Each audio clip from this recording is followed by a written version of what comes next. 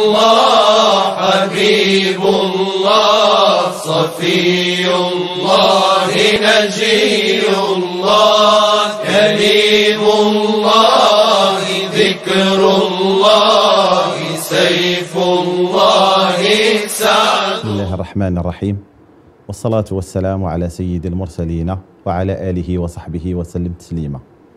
السادة المشاهدين، السادة المشاهدات، نرحب بكم في هذه الورشة التفاعلية التي تقام على هامش ملتقى القرية التضامنية في دورته الثامنة، والمنظم تحت الرعاية السامية لصاحب الجلالة الملك محمد السادس.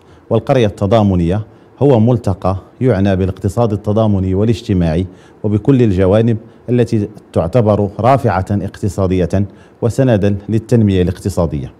ونحن في إطار هذه الورشة التفاعلية في الجامعة المواطنة تحت عنوان البعد التضامني في المعاملات المالية الإسلامية، العقد التكافلي نموذجا.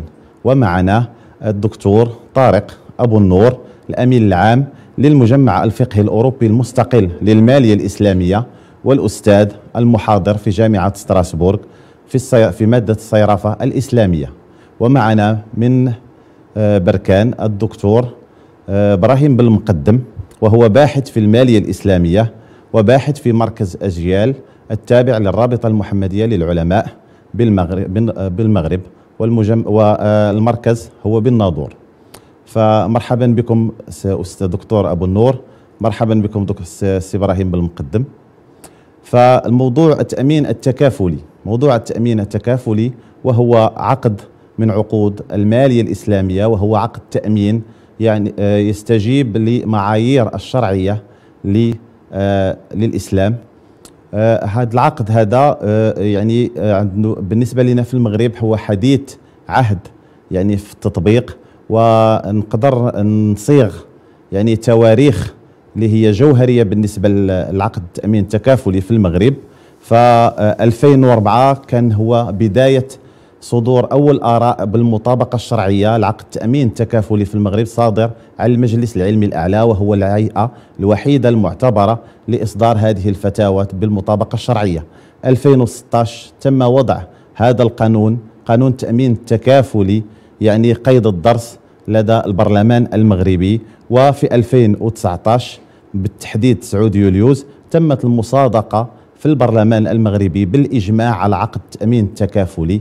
ونحن الآن في انتظار جني ثمار هذا المخاض وهذا الاجتهاد للمجلس العلمي الأعلى بمعية بنك المغرب وبمعية كل المساهمين من خبراء مستقلين في هذا المجال للدفع بمجال المالية الإسلامية في المملكة المغربية، التطبيق، وكذلك يعني باش نسمحوا للبنوك التشاركية باش تقوم بعملها في احسن جو، في احسن على ما يرام، وتامين عقودها من مرابحه وجميع العقود اللي احنا بانتظارها من استصناع ومشاركه متناقصه، والخير امام. Chers spectateurs, chères spectatrices, je vous souhaite le bienvenue dans ce webinaire dédié au contrat d'assurance Takaful. Le contrat d'assurance Takaful, comme vous le savez tous, c'est un contrat d'assurance islamique compatible aux préceptes de la Sharia. C'est un contrat, comment on peut dire, c'est un contrat mutuel sans but lucratif. C'est un contrat par lequel on assure les risques, mais dans un cadre mutuel, c'est-à-dire il y a toujours un assuré-assureur, comme pour un contrat normal, mais ce n'est pas une opération commerciale, c'est une opération mutuelle, et on est là dans ce webinaire pour essayer d'expliquer, d'apprendre les ABC de ce contrat, c'est-à-dire quelles sont les parties tenues dans ce contrat, quels sont les tenants aboutissants par rapport à la charia, en quoi il est différent du contrat commercial, et aussi pour apprendre quelles sont les applications pratiques et comment réagissent les différentes législations à travers les différents pays. Un pays avec une prédisposition islamique, un pays qui applique la religion islamique, un pays comme la France qui est laïque. Comment on peut essayer de tirer profit de la charia islamique et de ses préceptes pour essayer d'améliorer le quotidien des gens. En premier lieu, je donne la parole au docteur Tariq Abou-Nour. Je vous prie, docteur. الصلاة والسلام على مولانا رسول الله وآله وصحبه. Tout d'abord un grand merci شكرا جزيلا لهذه المبادرة. ثانيا حقيقة الاختيار موفق لهذا الموضوع الذي هو حقيقة لا بد له من تعمق وفهم دقيق اللي هو تأمين تكافلي. تأمين تكافلي هو عقد إرفاق ومعروف، عقد إرفاق ومعروف وله تأصيل شرعي أجمعت عليه المجمعات الفقهية العالمية، ويغتفر فيه بحكم أنه عقد إرفاق ومعروف ما لا يغتفر في المعاوضات، يعني ما يسمى بمعاملة تجارية. L'assurance solidaire mutuelle islamique dite takaful dérive du verbe arabe kafala, se garantir. Il s'agit d'un concept d'assurance basé sur la coopération et la protection mutuelle et sur l'aide réciproque entre les participants. Donc, il n'est pas à but lucratif, comme a précisé Moulay Ahmed tout à l'heure. Il est fondé d'abord sur l'interdiction de ce qu'on appelle meysir et l'gharar, c'est-à-dire cette fameuse spéculation hasardeuse ou ce fameux aléa qui consiste dans l'assurance commerciale, on va voir la différence si on a le temps, qui consiste dans l'assurance commerciale à miser ou à parier sur un avenir incertain, sur la vie, sur la mort, sur l'accident, sur l'incident, etc. Là, il ne s'agit pas de faire de l'argent dans le takaful, il ne s'agit pas de faire de l'argent en misant, en pariant sur un avenir incertain.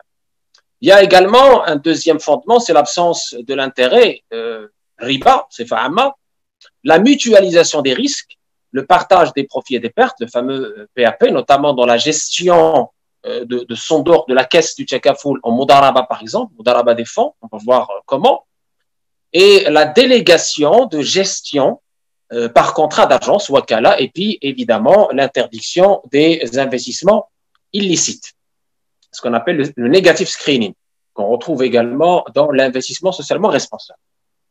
Ensuite, le principe de ce système-là, basé sur la coopération mutuelle et l'assistance entre le groupe ou les souscripteurs, ils sont à la fois assurés et assurés. On va voir comment. Le risque est partagé collectivement et volontairement, donc il y a une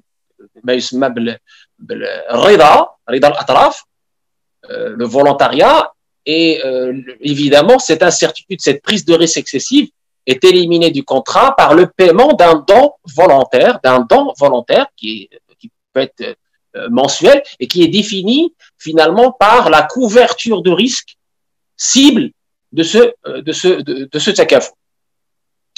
Et la définition claire, évidemment, du type de sinistre pour éviter ce qu'on appelle jahala, c'est-à-dire l'ignorance ou l'aléa dans les principes et dans les fondements même de ce contrat.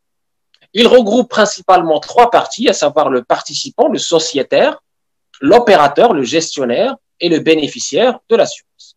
Il peut être un contrat takaful non-life, non-vie, ou un contrat takaful famille-vie. Il est évidemment en train de solidarité entre les participants à travers d'abord la concrétisation, la mise en pratique, à travers d'abord la constitution de ce qu'on appelle un fonds takaful qui regroupe les contributions versées par les participants au titre de ce qu'on appelle mouasset ou consolation si on veut traduire le terme exact. Ce fonds servira à compenser les pertes et dommages subis par les participants conformément aux conditions stipulées en amont du contrat d'assurance takaful. Très important si on veut les fondements scripturaires. تأصيل شرعي لهذا التأمين التكافلي. ولا يستمد من قوله تبارك وتعالى وتعاونوا على البر والتقوى ولا تعاونوا على الإثم والعدوان. Donc déjà le verset de la sourate 5 verset 2 de la sourate 5, aidez-vous les uns les autres à l'accomplissement du bien et de la piété et ne vous entraînez pas à commettre le péché et l'agression. Donc ça c'est le premier fondement. Ensuite le deuxième fondement, Nu'man ibn Bashir رضي الله عنه يقول رسول الله صلى الله عليه وسلم مثل المؤمنين في توادهم وتراحمهم وتعاطفهم كمثل الجسد الواحد إذا اشتكى من عضو تداعى له سائر الجسد بالسهر والحمى. Donc finalement cette comparaison du prophète des croyants dans leur amour, leur affection et leur miséricorde, comme s'il s'agissait du seul corps. Lorsque un membre est affecté, eh bien, tout le membre, l'ensemble du corps, tous les autres membres veillent et s'enfièvrent en solidarité avec lui. Mais surtout, un hadith très important, rapporté par Shaykhan, c'est-à-dire Bukhari et Muslim, إن الأشعريين إذا الأشعريين هي قبيلة سيدنا الصحابي الجليل أبو موسى الأشعري إن الأشعريين إذا أرملوا في الغزو أو قل طعام عيالهم بالمدينة جمعوا ما عندهم في ثوب واحد ثم اقتصموه بينهم في إناء واحد بالسوية فهم مني وأنا منهم. Le prophète ici a fait l'éloge d'une tribu qui pratiquait déjà cette mutuelle dans sa forme la plus simple, ce takaful dans sa forme la plus simple. Il dit, quand les vivres, les nourritures des Ash'arites, qui est la tribu du compagnon célèbre Abu Musa al-Ash'ari, ou ceux de leurs enfants manquent, deviennent rares, à Médine, ils réunissent tout ce qu'ils ont dans un seul tissu, dans un seul récipient, puis partagent cela entre eux, équitablement, ils sont de moi, je suis. C'est très important. À signaler également, à l'époque des califes, la mutuelle de Sayyidina Omar al-Khattab, qui est considéré comme le premier financier, le premier ingénieur financier de l'histoire de notre belle religion. Les critères, enfin, d'une compagnie Takaful. Faire des contrats sous forme de donation pour l'intérêt mutuel des participants. Distribuer le surplus de souscription aux participants afin que les actionnaires n'aient aucune prise sur les bénéfices. Ça, c'est très important. Admettre que le statut d'assureur ou l'opérateur se rapproche plutôt de celui de gestionnaire. Placer l'argent des contributeurs dans des investissements en conformité avec la charia, c'est-à-dire validés par un charia board indépendant comme le nôtre, tadqiq shari, tout au long de la vie de cette takaful, c'est-à-dire de façon annuelle ou biannuelle, il faut qu'on contrôle de façon indépendante la gestion des fonds et leur utilisation conformément à ce qui a été stipulé dans le contrat. Le capital investi dans les fonds conformes à la charia et la séparation, ça c'est très important, la séparation des fonds actionnaires de ceux des participants. Un premier principe donc, la séparation des fonds des preneurs d'assurance et ceux des actionnaires. Il y a nécessité impérieuse de séparer les fonds des actionnaires et des sociétaires. En effet, les actionnaires ne doivent ni profiter ni réaliser une perte sur les opérations d'assurance afin de contourner évidemment cette interdiction liée à la prise excessive de risque, al-gharar, l'aléa, et au paiement et réception d'intérêts riba. La prime prend la forme ainsi d'une donation à la communauté des assurés pour leur intérêt mutuel. C'est très important. Ces donations doivent couvrir l'ensemble des charges techniques et les frais de gestion. L'opérateur n'est qu'un manager des contributions de la communauté des sociétaires et doit calculer toutes les charges d'exploitation et les faire supporter par le fonds. Le deuxième principe, l'engagement à distribuer les bénéfices techniques aux preneurs d'assurance. Il y a deux options acceptables, distribuer à tous sans exception, ou distribuer à ceux qui n'ont pas eu de sinistre, similaire à un bonus. Dans le fonctionnement, à partir de la manière dont se répartissent les bénéfices techniques entre la société et ses assurés, on peut distinguer évidemment quatre grands modèles dans la gestion des fonds Takaful. Quatre grands modèles qu'on voit dans le monde, que ce soit en Orient, au Luxembourg, en Angleterre et en France. On a ici commencé avec le Takaful Life et quelques éléments du Takaful Waqf. Si le temps le permet, on va l'aborder, sinon on l'abordera dans les questions. Il y a le modèle de la wakala, le modèle de la mudaraba, un modèle hybride qui va à la fois être wakala et mudaraba, et enfin un modèle waqf. Sur le modèle wakala, dans ce type de contrat, l'opérateur, la compagnie Takaful, perçoit des frais fixes, c'est pour ça qu'on l'appelle wakala, c'est pas une mudaraba, c'est pas un pourcentage, c'est des frais fixes, pour la gestion du volet souscription de ces activités. Tous les bénéfices ou pertes techniques sont imputés aux assurés, appelés participants. Pour ce qui est du volet gestion des fonds, la compagnie peut adopter soit le même contrat wakala, auquel cas des frais sont prélevés en pourcentage de la valeur des fonds gérés, soit de contrat mudaraba. Dans ce dernier cas, au lieu de percevoir des commissions, l'opérateur participe au produit de placement et non en perte correspondante. Ce modèle, on le trouve surtout au Moyen-Orient, où l'opérateur agit comme un agent et reçoit une commission fixe convenue à l'avance et soumise à l'approbation du Conseil de la Charia quant à sa pertinence. Le deuxième modèle, le modèle Mudaraba, il est essentiellement un modèle de partage de bénéfices. On parle de la gestion de cette caisse solidaire qu'on a précisé tout à l'heure, mutuelle.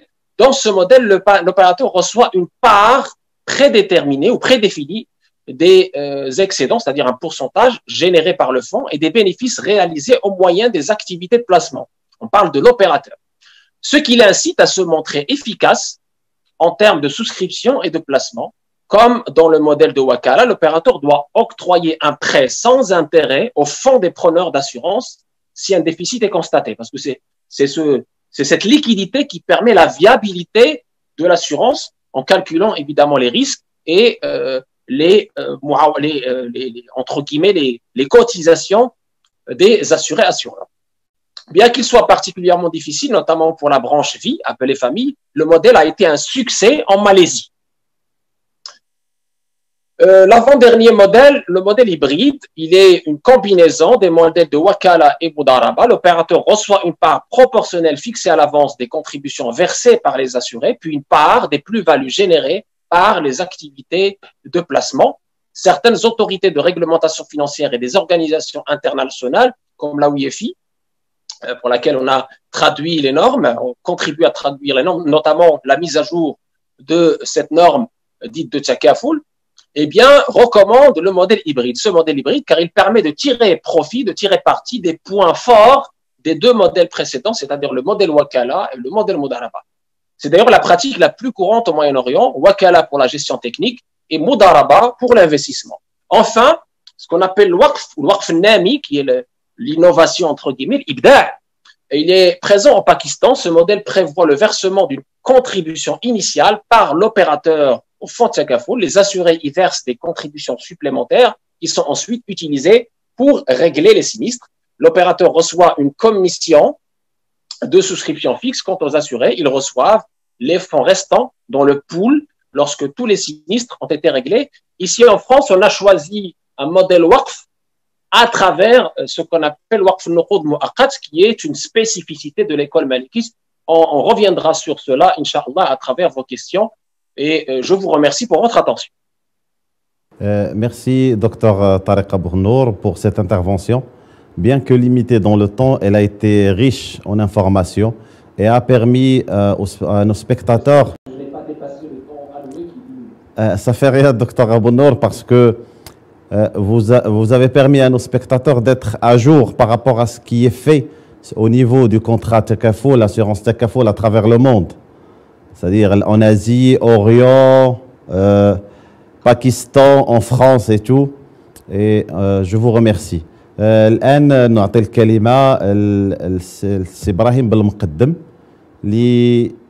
ليعرفنا بالتأصيل الشرعي للعقد التكافلي بعناصره الأساسية، ما هو الصندوق التأمين التكافلي، كل الأمور التي أشار إليها الدكتور أبو-النور والتي بصدق هي تحتاج لتفصيل أكثر، خصوصا بالنسبة للمتتبعين الذين هم يتعرفون حديثا على عقود المالية الإسلامية وعلى المعاملات المالية الإسلامية.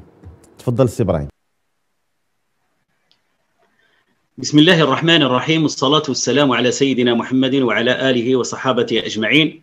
في البداية أشكر القائمين على هذه التظاهرة العلمية وعلى رأسهم الدكتور الشريف مولاي منير وعلى اللجنة المنظمة. ويحصل لي الشرف أن أشارك في هذه التظاهرة مع الأستاذ الدكتور السيد الأمين العام للمجمع الفقهي الأوروبي المستقل لنتحدث حول هذا التأمين التكافلي القديم الجديد عندنا في المغرب. وقد سمعنا تأصيلا شرعيا وكل حيثيات الموضوع موجزة مركزة من طرف السيد الأمين. واختيار هذا الموضوع كان حول البعد التضامني المعاملات المالية الإسلامية كما في عنوانكم، التأمين التكافلي نموذجا. هذا البعد التضامني يظهر جليا في التأمين التكافلي. لماذا؟ لأنه مكيف على التبرع. ذلك أخذا بالقاعدة المالكية المشهورة: من التزم شيئا ألزمه، أو من التزم شيئا لازمه. والصيغ كثيرة في هذا الباب. تأصيله الشرعي كما ذكر أستاذنا ودكتورنا مبني على قوله تعالى: وتعاونوا على البر والتقوى ولا تعاونوا على الإثم والعدوان. جميع الآيات التي تحفز المسلم على التعاون، واعتصموا بحبل الله جميعا. ذلك أن التأمين التكافلي من شأنه أن يكثف ويجعل المساهمين والمشتركين منسجمين مجتمعين دفعا للأخطار التي يمكن أن تحدق بالمعاملات المالية. التأمين التكافلي في المغرب، وسأذكر نموذجا في المغرب حتى يستوعبه المستمعون كيف يتم. أولا يبدأ الأمر بطلب مقاولة أو شركة تأمين، تسمى شركة تأمين، تتوجه بطلب إلى الهيئة الوطنية لمراقبة التأمينات والاحتياط الاجتماعي كما عندنا في المغرب. بعدما يصدر لها الترخيص تنشئ صندوق التأمين، صندوق تأمين تكافلي، ثم تطرح الفكرة لتجمع النقود والمساهمات، فيأتي المشاركون ويدفعون الأقساط كما يعبر عنها في عند المتخصصين، أقساط لهذا الصندوق.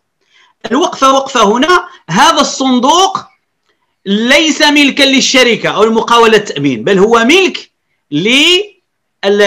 للمؤمنين، للمساهمين، للزبائن. وبالتالي في المقاولة كما قال أستاذنا ما هي إلا مسيرة لهذا الصندوق بموجب عقد أجرة أو عقد وكالة بأجر، أي لها أجرة سنوية محددة ثابتة لا تصعد ولا تنخفض. فالمقاولة تسير هذا الصندوق. هذا الصندوق في حسابات مستقلة غير تابع للمقاولة، هو في ملك المساهمين.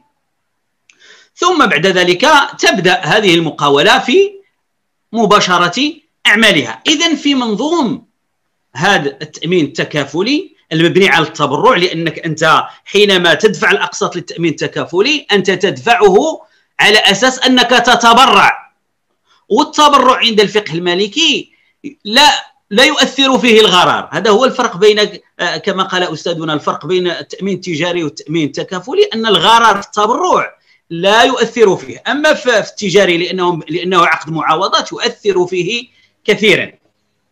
إذن في منظومة التأمين التكافلي عندنا هذه العناصر ثلاثة تؤثر التأمين التكافلي: المقاولة التي تدفع التأمين بالترخيص إلى غير ذلك. بعدين حينما تحصل على الرخصة تقوم بوضع القانون المنظم، ثم تبعث به إلى اللجنة عندنا في المغرب، اللجنة الشرعية للمالية التشاركية التابعة للمجلس العلمي الأعلى. بعد التأشير والمطابقة بالرأي فإنها تبدأ بأعمالها. إذن عندنا مقاولة، وعندنا هذا الصندوق الذي فيه حسابات. هذا الصندوق الشرط فيه أن يكون له ذمة مالية مستقلة، وهذا هو الحاصل. معنى ذمة مالية مستقلة أنه يعني مستقل عن المساهمين، مستقل عن المقاولة، يقوم بالمرافعات القضائية، له ذمة مالية وشخصية اعتبارية كما عرفها الفقهاء لا يمكن أن نتوسع فيها. ثم هناك عنصر ثالث وهو المشتركون. المشتركون هم الذين يؤدون الأقساط ويدفعون هذه الأقساط على أساس ماذا؟ على أساس التبرع بطبيعة الحال. لا بد أيضا من الإشارة إلى هذه العلاقة بين هذه الأطراف الثلاثة كما وضح أستاذنا ودكتورنا، العلاقات بين المقاولة وصندوق التأمين. قلنا أن مقاولة التأمين لا تمتلك صندوق التأمين ولكن تسيره فقط. إذن علاقة المقاولة بالصندوق هي علاقة إدارية تجارية اقتصادية بحتة. إذن المقاولة ما دخلها وما نفعها؟ النفع الذي يترتب على ذلك هو وكالة بأجر، لها أجرة تحدد في النظام المسير سنويا في مجال تسيير الصندوق. ثم هناك علاقة أخرى بين هذه المقاولة وبين المشتركين. إذن العلاقة بين المقاولة والمشتركين فإن المشتركين علاقتهم بهذه المقاولة محددة في علاقتين: علاقة الوكالة بأجر لتسيير الصندوق، إذا مسألة إدارية ومعالجة الملفات وكذا، وكالة بأجر، أجرة سنوية ثابتة. لكن الحسابات في الصندوق هناك حسابات تستثمر. من الذي يستثمرها؟ هذه المقاولة. إذا ما فائدتها وما العائد للمقاولة؟ هنا يدخل الوكالة بالاستثمار، أي أن المساهمين يعقدون مع هذه المقاولة وكالة بالاستثمار. معنى وكالة بالاستثمار أن الشركة تقوم باستثمار هذه الموجودات وهذه الفوائض والاحتياطات والأموال الموجودة في الصندوق بنسبة من الربح أو بمقدار مالي مرتبط بمؤشر اقتصادي معين مضبوط. هذا كما قال السيد الأمين العام غير موجود في التأمين التكافلي، في التأمين التجاري. أيضا هذا التأمين التكافلي له عدة خصائص، من خصائصه أنه كما قلنا مبني على التبرع بالأقساط، وأن حملة الخاصية الثانية أن حملة الوثائق يتملكون هذه الأموال، يتملكونها امتلاكا شرعيا وقانونيا. أيضا شركة تأمين تكافلي الخصيصة الثالثة تقوم بإدارة الأعمال فقط واستثمار الأموال. الفائض بعدما تغطي شركة تأمين الأضرار للمشاركين والمساهمين، هذا الفائض يكون من حق حملة الوثائق المشاركين المؤمنين. أيضا تعويض في التأمين التكافلي على الحوادث مقصور على الضرر فقط الفعلي الناتج عن الحدث. هناك خصيصة أخرى تعرضت لها المادة 1/36 من قانون 1799 في ديوان التأمينات، وهو الجديد، وهو الذي يبرز الشريعة الإسلامية في التأمين التكافلي، هو أن حقوق المؤمنين لا تسقط بالتقادم كما هو الشأن في التأمين التجاري. الحق يبقى ثابت، وإن لم يطالب به صاحبه فهو ثابت حسب المشرع المغربي. أيضا هذا التأمين التكافلي باقتضاب له مبادئ معروفة محددة. مبدأ الالتزام بالتبرع كما قلنا. هناك أيضا مبدأ اعتبار أن المقاولة مسيرة فقط، ليس ذلك. مبدأ الوكالة بأجر، وهو له أصل في الشريعة الإسلامية. مبدأ الوكالة بالاستثمار أو المضاربة كما قال الأستاذ. العلاقة بين المقاولة وبين المساهمين إما وكالة باستثمار لها نسبة معينة أو غير ذلك، أو المضاربة. المضاربة في العموم تقوم على أن المضارب له نسبة من الربح وليس عليه شيء من الخسارة. الخسارة يتحملها رب المال بطبيعة الحال إذا لم يصدر منه تفريط. أيضا من المبادئ هو فصل الحسابات كما قال السيد الأمين العام. الصندوق التأمين التكافلي الحسابات الموجود فيه منفصلة حتى عن المقاولة. علاش؟ لأن صندوق التأمين التكافلي هذه الأموال التي ستستثمر، الجديد في التأمين التكافلي مشروط هذا الاستثمار بأن تستثمر فيما هو جائز شرعا. حتى في الأسواق المالية لا يحق لصندوق التأمين التكافلي المقاولة أن تشتري السندات، لأن السندات بيع دين بدين، ولكن أن تستثمر في الصكوك مثلا الصكوك الإسلامية فنعم. وهناك مبادئ أخرى يمكن التعرض لها. الفروق بينها التجاري والتأمين قد ذكرها أستاذنا. الخلاصة، وحتى ندع ما تبقى من الحديث في الأجوبة عن الأسئلة، خلاصة القول أن البعد التضامني في التأمين التكافلي يظهر جليا. هذا من باب ثاني، وهو المرتبط بهذه التظاهرة العلمية، وهي هذه النهضة الاقتصادية التي نطمح إليها مبنية على هذا التأمين التكافلي، وخصوصا في الأبناك التشاركية في المغرب على سبيل المثال.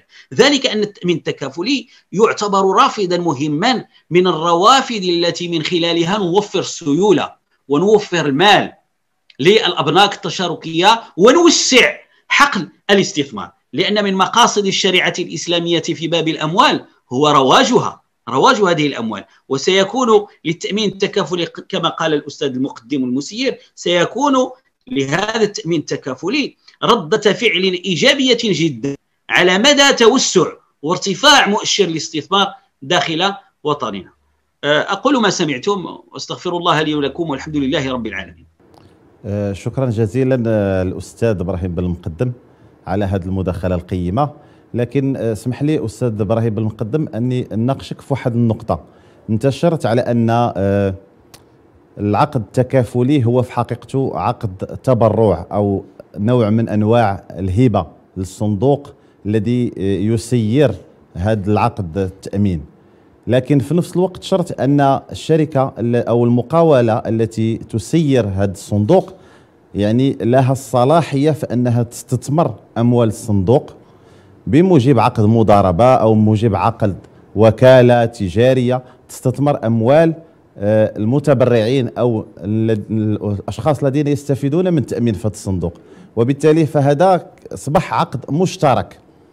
فاحنا كان المبدأ الإسلامي هو أن الغرر في التبرعات أو في الهبات راه غير موجود، ولكن بما أنه أصبح عقد مشترك فيه جانب من التبرع وجانب من استثمار الأموال، فكيفاش كتحلوا هذه النقطة هذه؟ كيفاش كتصيغوا هذه الإشكالية هذه ديال هذا العقد المشترك، بما أننا احنا كنشوفوا بأن الغرر هو والمخاطرة، يعني حساب نوع المخاطرة السنوية ما يمكنش يكونوا مع بعضياتهم في نفس العقد. كيفاش الشريعة الإسلامية لقات الحل لهذا العقد المشترك؟ كلمة لكم سي إبراهيم. نعم، أولا المقصود بالغرر في التأمين التكافلي نعود إلى التأمين التجاري التقليدي. الغرر فيه أنك تؤدي الأقساط، ولكن هل سيعود لك عائد أم لا؟ الله أعلم، هذا غرر وجهالة. هل سيعود لك التعويض بقدر الضرر أو أقل أو أكثر؟ الله أعلم. هنا هل هي معاوضة؟ نعم معاوضة، والمعاوضة لا يجوز فيها الغرر ولا الجهالة. أما التأمين التكافلي مبني على التبرع. معنى التبرع أنك تتبرع على قدر الضرر كما هو في التشريع المغربي، وتتبرع بالكلية كما هو في المعايير الشرعية. المهم مبني على التبرع. هذا من جهة. الاستثمار الذي تقوم به المقاولة هو استثمار بموجب وكالة بالاستثمار، وليست عقد شراكة. عقد الشراكة من مقتضياته أن يكون الشريكان لهما نصيب في الربح أو الخسارة على قدر نصيب كل شريك في رأس المال. أما المقاولة هنا فليست شريكا مع المساهمين، وإنما هي خادم فقط، هي وكيل تعمل نيابة عن صاحب المشروع، ليست شريكا. فالاستثمار الذي تقوم به المقاولة المسيرة لصندوق التأمين التكافلي ليس في إطار الشراكة المعروفة بشراكة في رأس المال، لا، وإنما بنسبة محددة في الربح تحدد أو مربوطة بمؤشر اقتصادي معين. إذن فهي تعمل وتستثمر هذه الأموال بإذن من المساهمين على موجب القانون التنظيمي تحت ما يسمى بوكالة بالاستثمار فقط، فهي وكيل وليست شريك. هنا يرتفع هذا اللبس. أما الغرر الحاصل هنا في التأمين التكافلي، كان الغرر صحيح ولكن في إطار التبرع، والغرر في التبرع لا يؤثر فيه لا سلبا ولا إيجابا. وهذا هو المخرج الذي وجدته المالية الإسلامية المعاصرة في المذهب المالكي. جميع المذاهب والمعايير الشرعية أيضا، الأيوفي في المشرق أخذوا بهذه الحيثية في المذهب المالكي من القاعدة الفقهية المالكية: من التزم شيئا لزمه. أي أنت حينما تتبرع وألزمت نفسك أنك ستتبرع فواجب عليك أن تنفذ هذا الوعد، واجب عليك ديانة وقضاء. وبهذه الصورة يرتفع اللبس حول قضية الشراكة، أن المقاولة ليست شريكا وإنما وكيلا تقوم باستثمار نيابة عن المساهمين.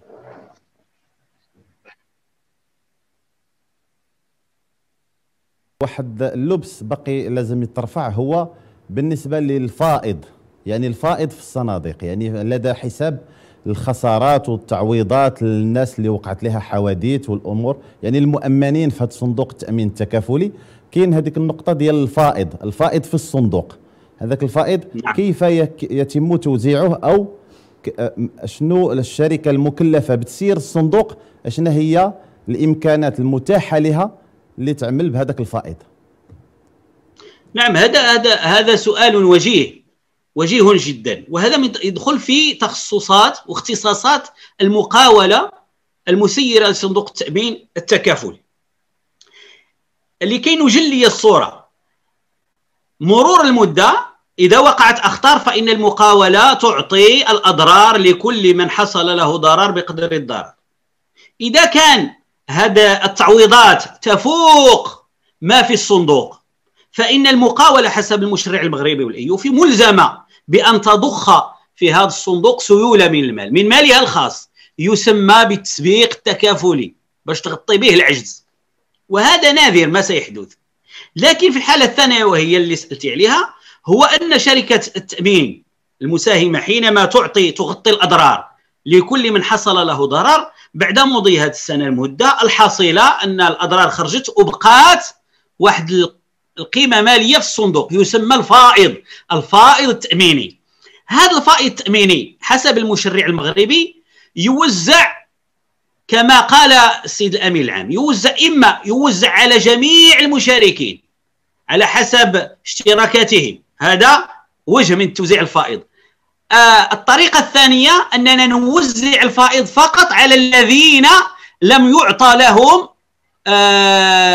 تعويض عن الأضرار، اللي ما خداوش التعويض وما داروش أخطاء، هما فقط اللي نعطيهم التعويض. آخر الحل الكيفية الثالثة هو أننا نعطي التعويض للذين لم يأخذوا تعويضا والذين أخذوا تعويض أقل مما نال الفئة الأولى. إذن هناك 3 طرق لتوزيع هذه الفوائد. أيضا هذه الفائض حسب المشرع المغربي وحسب الأيوفي تعمل عليه قواعد الوصية والإرث. إذا مات المستحق والمساهم فإن هذا الفائض كذلك ينتقل إلى ورثة المساهم أو إلى من أوصله. المهم أحكام الوصية والإرث تعمل في توزيع هذا الفائض الذي يجب لزاما أن يوزع. أما في الأيوفي في المشرق فلا يوزعون الفائض. علاش؟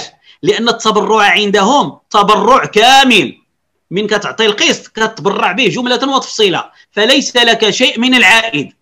أما في المشرع المغربي لا، أنت من كتعطي القسط في القانون المنظم أنت تتبرع بقدر الضرر فقط، أنت كتقول بقدر الضرر نتبرع به، لا بقات شي حاجة لا يمشي للصندوق يستثمر أو شيء. فإذا كان فائض يعود عليه ويقسم على الكل، وهو إعمال للحديث الشريف الذي أورده السيد الأمين العام: إن الأشعريين إذا أرملوا في الغزو جمعوا ما كان عندهم في إناء واحد واقتسموه بينهم بالسوية. هذا هو توزيع الفائض، واقتسموه بينهم بالسوية فهم مني وأنا منهم. نعم، صدق رسول الله. شكرا الأستاذ إبراهيم بالمقدم.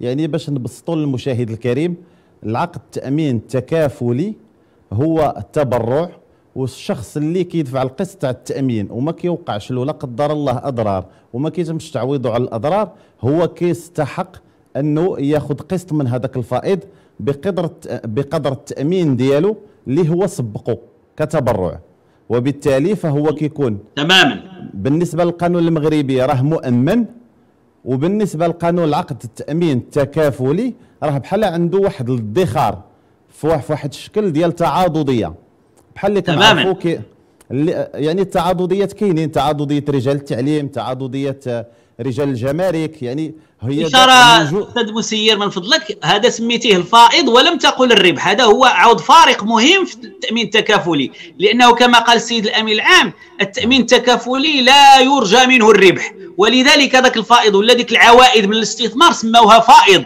وما سموهاش ربح، حتى يبقى البعد التضامني والتكافلي في التأمين التكافلي حاضر. نعم تماما، شكرا على التوضيح. Nous passons maintenant à Dr Tariq Abou-Nour. Docteur, la question de nos spectateurs, elle est relative à cette notion d'obligation. Le DOC marocain stipule l'obligation valablement contractée par les contractants tient lieu de loi.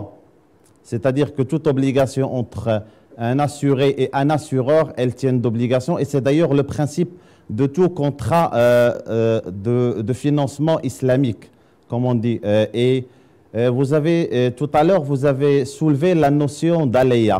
Et comme on dit en droit, l'aléa, elle chasse le risque. C'est-à-dire, lorsqu'il y a beaucoup d'aléas, on ne peut plus parler de risque. On ne peut plus parler de garantie pour un risque quelconque.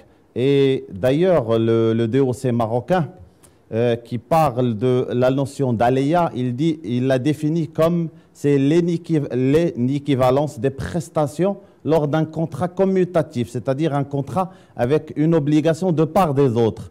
On sait d'ores et déjà que le contrat d'assurance légal, mais d'ailleurs qui n'est pas d'ordre religieux islamique, il y a toujours cette notion d'aléa. L'assureur, il paye sa prime d'assurance. Il peut d'ailleurs payer plusieurs années de prime d'assurance sans avoir aucun risque, aucun accident, aucun dommage. Et d'ailleurs, c'est de l'argent perdu. Et c'est pour cela que il est très judicieux de pousser vers ces contrats compatibles à la religion islamique où cette prime d'assurance elle est protégée et c'est comme une épargne par rapport à la société qui gère le fonds d'assurance Takafoul. Je vous prie, cher docteur, de bien vouloir expliquer cette notion pour nos spectateurs. Alors, merci beaucoup. Alors, effectivement, comme on a dit tout à l'heure, c'est pas parce que c'est une assurance mutuelle, entre guillemets, à but non lucratif, que elle est financièrement pas viable ou structurellement désengageante. Il s'agit dans ces prestations d'un engagement ferme.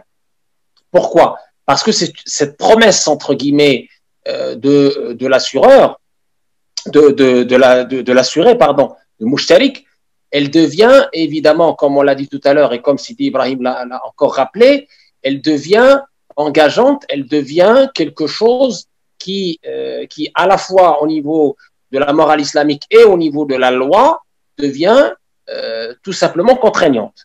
Contraignante, pourquoi? Parce que il y a une promesse et ensuite, économiquement, il y a un impact, des conséquences. Vous imaginez si la personne, évidemment, se désengage, c'est toute la structure financière du Takafoul qui est menacée parce qu'elle est basée justement sur cet équilibre entre les cotisations et cette liquidité qui a été injectée au départ sur la base du calcul du risque, sur la base du calcul actuarial du risque qui est couvert. Simplement, la question qui peut se poser, c'est sur la différence intrinsèque entre l'assurance commerciale classique, par rapport à ce point en particulier de l'aléa, et l'assurance Takafoul ou l'assurance mutuelle. Les assurances commerciales classiques, comme vous le savez, comme les gens le savent, parce que c'est un peu le plus courant hein, dans l'espace, y compris l'espace marocain, les assurances commerciales classiques sont alimentées par le bénéfice, je dis bien ici le bénéfice, généré par la différence entre les primes d'assurance, les versements des assurés, versés à l'assurance, et ce que l'assurance paye aux assurés pour les indemniser en cas de dommage. Ces assurances spéculent sur l'aléatoire, comme on a dit tout à l'heure, elles misent sur le non-avènement du risque. Elles misent, les assurances, sur le non-avènement du risque pour pouvoir gagner de l'argent. C'est un scénario idéal pour elles, où elles ne paieront pas de dommages ou très peu et réaliseront ainsi un maximum de bénéfices. Donc, c'est ça ce qui fait que ici, il y a un préjudice. Il n'y a pas un équilibre entre, darar on appelle ça, il n'y a pas un équilibre entre l'assureur et l'assuré. L'assureur, il est là, il peut payer pendant plusieurs années, par exemple, l'assurance de sa voiture ou de sa maison, sans pour autant avoir un retour. Aucun retour. C'est ça qui peut être évidemment très gênant dans cette question d'aléa. Il se peut que l'incident n'arrive jamais. Ensuite, les assurances commerciales utilisent l'argent des assurés, sans même leur connaissance, dans des investissements de toutes sortes, y compris ceux illicites aux yeux de la morale islamique, ou générant des intérêts comme des prêts à intérêt, comme ce qu'on appelle les obligations. D'accord? Le marché obligataire, on le sait, c'est un marché de dette contre dette avec des intérêts. Et les assurés n'ont aucune part dans les bénéfices et ne partagent rien. Les assurances commerciales classiques investissent le surplus d'argent dans le riba, dans l'intérêt bancaire, entre autres, comme des achats d'obligations et ils ne sont pas du tout dans cette question de partage des profits et des pertes. Ce n'est pas comme la mutuelle. L'assurance commerciale classique, ce n'est pas comme la mutuelle. Enfin, l'une des grandes différences avec l'assurance commerciale, c'est que dès le départ, ce principe de volontariat, comme on l'a dit tout à l'heure et on le répète, il exclut de facto la question d'aléa. Parce que justement, les sommes versées ne sont pas une contrepartie d'un service d'assurance. Ils ne sont pas la contrepartie d'un risque ou d'un événement. Non, ce n'est pas une mise, ce n'est pas un pari spéculatif. C'est très important. Et ça, c'est aussi un élément qui est fondamental, qui a fondé la vie chariatique de l'OIOIFI et des autres comités jurisprudentiels du monde, ce qu'on appelle les jihad jama'i, les jihad du groupe, c'est que les assurances solidaires islamiques ne sont pas basées sur le bénéfice, ce n'est pas leur but, elles ne font ainsi aucune spéculation sur l'aléatoire. Les sommes collectées des participants peuvent être placées, investies, comme on l'a dit tout à l'heure, selon un contrat mudaraba, par exemple, avec leur accord, et des pourcentages convenus de profits sont versés aux participants, qui partagent ainsi les risques et les profits. Les assurances islamiques investissent ainsi pour le bien de la communauté des assureurs qui sont assurés et assureurs. Et cette notion de non commercial fait que le gharar ici n'est pas quelque chose de fondamental dans la structure du takaful. Donc il est pardonné, il est toléré selon la loi islamique et notamment quand il s'agit ici de l'intérêt des assurés-assureurs. Et ce que ce qui est versé aux assurés victimes d'un dommage est un tabarru, indemnité volontaire, dans une partie du bénéfice ou du bénéfice entier, dans les contrats islamiques dits mudaraba, ou on appelle ça également le qirad. Mudaraba vient de darb fil ard, pour ceux qui entendent ce contrat la première fois, c'est le fameux contrat qui fait partie de sunnat taqririya du prophète qu'il a réalisé avec son épouse Khadija avant la révélation et qui a été confirmé après la révélation. C'est-à-dire, Khadija avait le capital, radiyallahu anha, et Sayyiduna Muhammad sallallahu alayhi wa sallam investissait ce capital en allant parcourir la terre. C'est pour ça qu'il a été appelé Mudaraba, et ils étaient mis d'accord sur un bénéfice sans pour autant garantir ce bénéfice, sans pour autant assurer, entre guillemets, le risque de ce qui peut se passer, sauf s'il y a évidemment une espèce de manquement avéré à ces obligations. Donc je disais, pour finir, pour répondre à la question de façon complète et parfaite, il faut savoir que ce tabarru, cette indemnité volontaire, est un don d'une partie du bénéfice ou du bénéfice entier. Dans ces contrats mudaraba, on peut faire un don volontaire du bénéfice ou d'une partie de ce bénéfice. Donc, dans ces assurances solidaires islamiques, on souligne l'aspect participatif des assurés. Participatif des assurés. C'est ce qu'on a évoqué dans le fameux hadith. Ce que les assurés versent, c'est une participation et non une contrepartie. Ce n'est pas un muqabil, ni une mise, comme expliqué. Et ça, c'est très important. Je vous remercie, docteur Abou-Nour. Mais s'il vous plaît, je vais vous demander encore de donner plus d'explications, surtout que le contexte marocain, pour le contexte marocain, vous l'avez entendu en arabe, on est toujours dans un contrat takaful qui couvre les aléas de la vie courante, c'est-à-dire les accidents de travail, les accidents de la circulation, l'assurance pour l'automobile obligatoire de par la loi. Mais cette notion d'aléa, de risque, contrat civil, donation, contrat commercial, est-ce qu'elle n'est pas plus aggravée lorsqu'on parle d'une assurance vie? C'est ça la question des spectateurs.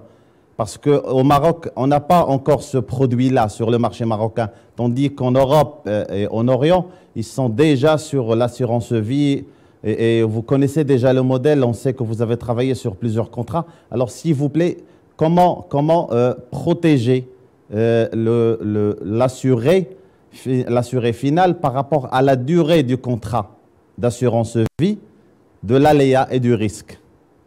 Comment se fait ce montage financier? Oui, alors évidemment, la forme la plus simple d'une assurance vie, entre guillemets, islamique, on l'appelle vie, mais par abus de langage, vous l'avez compris, c'est simplement ce qu'on peut appeler par équivalence de la gestion du patrimoine. C'est-à-dire que finalement, on va prendre des cotisations mensuelles, par exemple, de façon, entre guillemets, permanente pendant l'échéance qu'on a choisie pour cette assurance, pour qu'elle soit rentable, fiscalement notamment.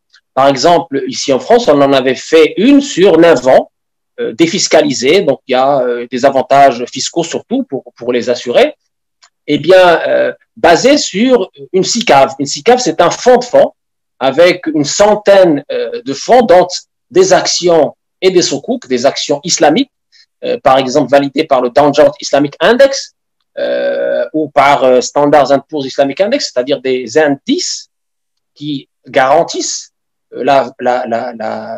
sharia, le caractère sharia compatible de ces actions ou de ces soukouk. Évidemment, on fait en sorte de, entre guillemets, diluer le risque. Ça veut dire quoi, diluer le risque en finance? Ça veut dire qu'on ne va pas mettre tous nos œufs dans un seul panier. On va mettre les cotisations, imaginons que c'est, je sais pas moi, 100 dirhams par mois pour fonctionner en dirhams marocains.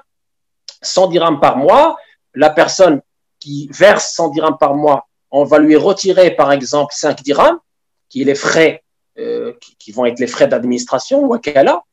Le gestionnaire va prendre cet argent de tous les assurés, il va la mettre dans cette caisse solidaire et il va, entre guillemets, être le commanditaire, le wakil, pour l'investir soit dans une mudaraba muqayyada, c'est-à-dire restreinte, à un marché donné ou un lieu géographique donné, par exemple l'Europe, le marché européen, par exemple les actions écologiques, par exemple, c'est un exemple, ou dans une mudaraba mutlaqa, c'est-à-dire vous lui faites confiance et il agit pour votre intérêt selon ce qui va rapporter le plus d'argent à cette caisse pour permettre de la fructifier. Ça, c'est très important. Le but, c'est de fructifier cette caisse, diluer le risque. Comment? C'est-à-dire ces 100 dirhams qu'il va recevoir chaque mois, en retirant, par exemple, les 5 dirhams dans l'exemple que j'ai donné, il va les investir sur, par exemple, le marché financier islamique cette fois, des actions islamiques, des soukouk, hein, c'est des soukouk, par exemple, sur l'électricité, sur l'énergie renouvelable, etc. Et il va y avoir des rendements annuels. Ce qu'on peut aussi comprendre, c'est que ce bénéfice n'est pas garanti, mais le gestionnaire fait en sorte de par son expérience dans la gestion du patrimoine, d'avoir les meilleurs placements possibles, en minimisant le risque, en allant sur des valeurs moins risquées, comme les soukouk, mais qui sont du coup, qui dit risque inférieur, risque minimal, dit rendement aussi qui n'est pas très important. Donc les soukouk, c'est quelque chose d'assez fixe, d'assez figé. Il n'y a pas beaucoup de risques, donc il peut mettre une bonne partie selon le profil de risque de ces personnes-là. Ils peuvent avoir un appétit au risque qui est plus important. Et donc il va évidemment essayer d'investir cet argent dans, par exemple, ces fonds ou ces fonds de fonds. Et chaque année, le rendement, il ne va pas le redistribuer, il va le remettre dans la caisse pour permettre à cette caisse d'être plus viable. Évidemment, avec le consentement des assurés. Il va leur dire, écoutez, on ne va pas distribuer le surplus, non, on va le garder dans la caisse pour fructifier la caisse pour l'année suivante et l'année prochaine, etc., sachant que vous pouvez sortir comme vous voulez, quand vous voulez. Voilà. Mais il y a évidemment un délai, une échéance conseillée, par exemple 9 ans. Au bout de 9 ans, on peut avoir évidemment cette sortie avec ce que vous avez gagné, entre guillemets, dans ce nombre d'années défiscalisées, et avec aussi une clause bénéficiaire, c'est-à-dire vous allez faire une espèce de legs, testament, à ceux qui sont bénéficiaires de votre assurance. Et là, nous, SIFI, par exemple, on avait imposé dans cette clause bénéficiaire de ne pas la mettre au profit d'un waris, d'un héritier légitime. La wasiyya, c'est pas testament au profit d'un héritier légitime. Cette wasiyya, ce legs, cette clause bénéficiaire, elle a comme intérêt particulier de permettre, dans les cas de personnes non héritières, de profiter de l'argent de ce parent. Par exemple, un époux musulman qui a épousé une chrétienne ou une juive, dans la loi islamique, la différence de religion empêche l'héritage. Le fait d'avoir cette clause bénéficiaire permettra à cette non-héritière légitime, parce qu'elle n'est pas héritière, de profiter du legs, de profiter de cette wasiya. Ça, c'est très important. Idem, vous avez un enfant converti, un jeune converti, ses parents ne peuvent pas hériter de lui, il peut الوصيه للوالدين والاقربين بالمعروف التي نسخت وبقيت في هذا الباب للابوان غير المسلمان. Donc là, les parents non musulmans peuvent, à travers ce legs, à travers cette clause bénéficiaire, justement, recevoir une part grâce à cette clause bénéficiaire. Donc c'est ces mécanismes-là aussi qu'il ne faut pas oublier dans le résultat final de cette assurance vie, de cette gestion de patrimoine finalement, parce que simplement le véhicule ou la structure juridique, c'est la structure juridique de l'assurance vie, mais au niveau chariatique, au niveau gestion, c'est une gestion de patrimoine parce qu'on a enlevé tout ce qui peut entraver chariatiquement la licéité de l'assurance vie, à savoir le fait de ne pas investir dans les fonds monétaires, le fait de ne pas garantir justement les rendements, parce que les rendements ici ne sont pas garantis, etc., etc. Je vous remercie, Dr Abou-Nour. Pour faire simple pour nos spectateurs, c'est dans le cadre d'un fonds d'investissement épargne. Et les bénéficiaires ne sont jamais les héritiers parce que toute vie est destinée à s'éteindre. Celui qui contracte une assurance vie ne peut pas avoir comme bénéficiaire final ses héritiers. Mais, tout à fait. Mais par la clause de wasiya. C'est ça. Cette wasiya, si vous voulez, ce testament, il ne peut pas être destiné à des héritiers légitimes. Et s'il doit être destiné aux héritiers, aux personnes qui ne sont pas héritières, à ce moment-là, il ne peut pas dépasser le 1/3, sauf consentement des autres héritiers. Hein, le tiers ici du patrimoine du défunt est la limite supérieure que peuvent recevoir les personnes non héritières pour ne pas léser les héritiers. C'est ce qu'on conseille dans ce qu'on appelle la charte qu'on a émise par rapport à cette clause bénéficiaire. On conseille à la personne, quand il écrit sa clause bénéficiaire, il se projette selon ces critères-là, en disant, voilà, mes héritiers, je ne dois pas les léser, donc si je dois laisser de l'argent à des non-héritiers, à des amis, etc., ben, ça doit être dans la limite du tiers. Et les personnes non héritières, s'il est par exemple, il s'agit pour nous par exemple de convertis, ses parents ne sont pas convertis, il peut leur laisser dans la limite du tiers toujours, etc., etc. Donc ça, cette clause bénéficiaire, elle a cet intérêt-là, qui est l'intérêt même de la wasiya, du legs, du testament. Oui, on a ce mécanisme dans le droit marocain, dans le droit islamique d'ailleurs, et le rite malikite, c'est la wasiya al-wajiba, celle qui est destinée au petit-fils lorsque le fils est décédé pendant la vie du grand-père. Al-wasiya al-wajiba, on va dire que c'est le même mécanisme.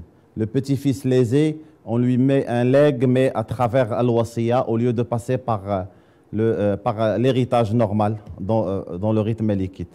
Je vous remercie, Dr Abou-Nour, et on passe à Oustad Brahim Belmqaddem. Oustad Brahim Belmqaddem, بما أن الوقت ضيق وشارفنا على انتهاء هذه الورشة هذه التفاعلية، كلمة أخيرة أستاذ إبراهيم بالمقدم.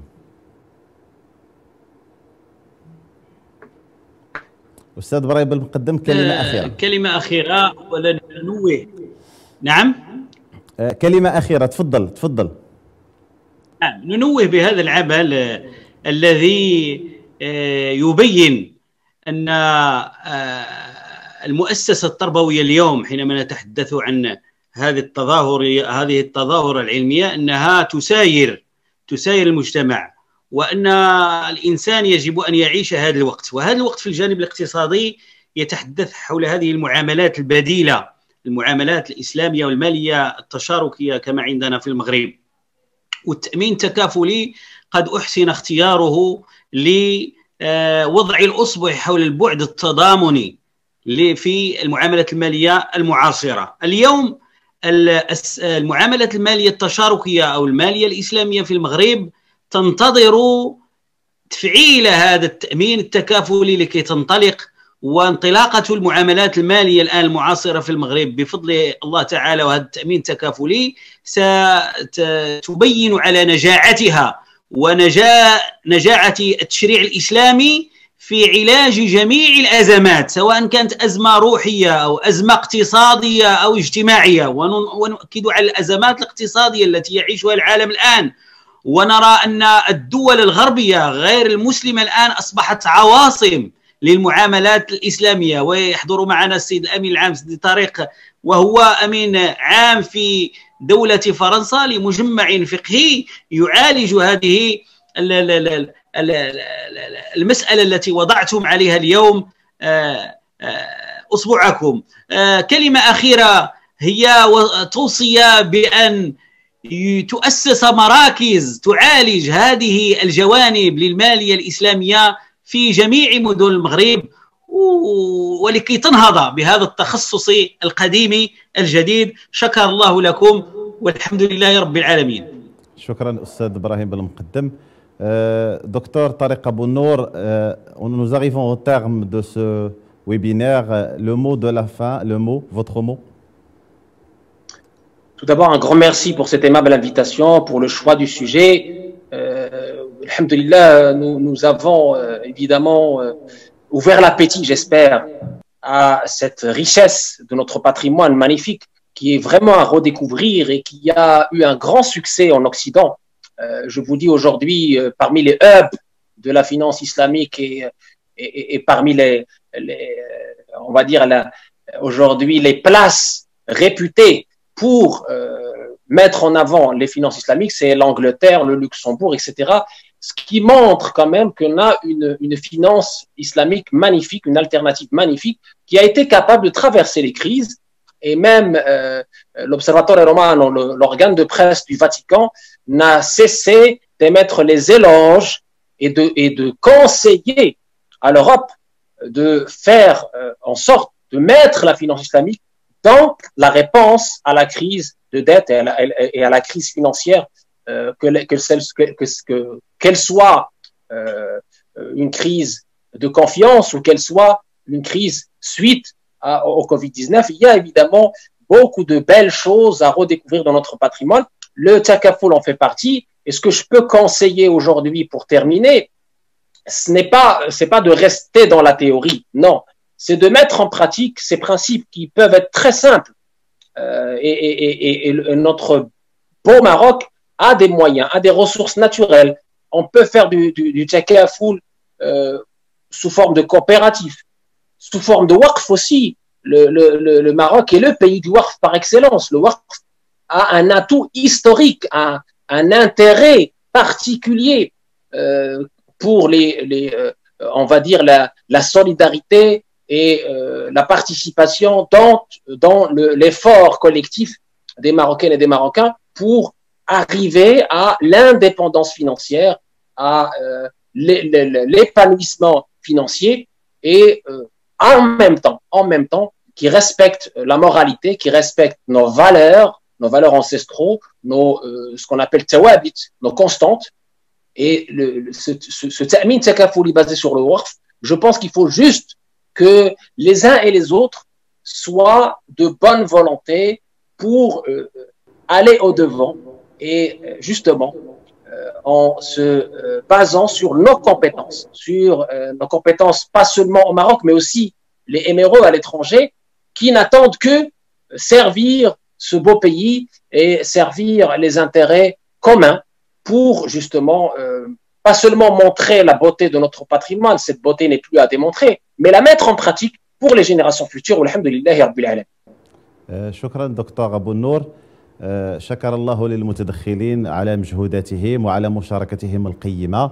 وكملخص لهذه الحلقة التفاعلية، فالاقتصاد التضامني والاجتماعي، المالية الإسلامية وبعدها التضامني، هي كلها جوانب يعني تستمد طاقتها من قيمنا الروحية والتراثية التي نعتز بها كمغاربة وكمسلمين. وهذا هو أصل السنة النبوية، الرحمة المهداة سيدنا رسول الله الذي نحتفل بأسبوع الفرح به وبعيد مولده في هذا الشهر الكريم. وبالنسبه لهذا البعد التضامني باش نلخصوا المداخلتين ديال الاساتذه الكرام، البعد التضامني في الماليه الاسلاميه هو كيتجسد في القرض الحسن، كيتجسد في عقد التامين التكافلي، كيتجسد في الوقف، عقد الوقف الاسلامي، او يعني الوقف في وجه الله في اوجه البر والاحسان. هذه كلها عقود رسختها الماليه الاسلاميه في اوجه التضامن مع المستضعفين والمعوزين، وهي نابعه من قيمنا كما قلنا. وبالنسبه لنا احنا فالماليه الاسلاميه او الماليه التشاركيه، الحمد لله تأسوا البنوك التشاركيه والنوافذ في البنوك العاديه، تم الان يعني وضع الاسس لعقد المرابحه، والان احنا كنشوفوها هو تم التصويت بالايجاب، وكنتسناو التطبيق العملي لعقد التامين التكافلي في انتظار العقود الاخرى اللي هي كتشكل الغنى الاساسي ديال الماليه والصيرفه الاسلاميه، اللي هي عقود المضاربه، اللي هي عقود الاستصناع، عقود المشاركه المتناقصه، عقد السلم، واللي هي عقود اللي هي الاكثر غنى في وجهه نظري انا، واللي هي بالتحديد اللي غتدفع بالاقتصاد الوطني نحو آفاق جديدة، وغتفتح سبل تاع الاستثمار يعني بعيد كل بعد عن المعاملات المالية الربوية، على الغرر، على الأمور اللي هي مستوردة واللي تبتت بحكم الأزمات الاقتصادية العالمية، المحدودية ديال المردودية ديالها والمحدودية تاع الآفاق ديالها. وبالتالي فنسأل الله العلي القدير أن ييسر هذه الأمور، لأن بلادنا محتاجها، والمواطنين في حاجة أنهم يتعرفوا لهذه الثروة الغنية ديال الأمة الإسلامية والحضارة الإسلامية. ومن هذا المنبر كنشكروا الشخص اللي يسر لنا هذه الأمور، واللي بالفضل ديالو وبفضل التنظيم ديالو القرية التضامنية توفر لنا هذا المنبر هذا باش نتحدثوا على هذه الامور هذه اللي هي كتفيد المواطنين، الدكتور مولاي منير قادري بوتشيش، فكنوجهوا له الشكر. وكانت هذه كلمه الشكر هي ختام هذه الحلقه التفاعليه، في انتظار اللقاء بكم ان شاء الله في حلقه اخرى من حلقات الماليه الاسلاميه والصيرفه الاسلاميه، وشكرا لكم. سيدنا محمد أحمد حميد محمود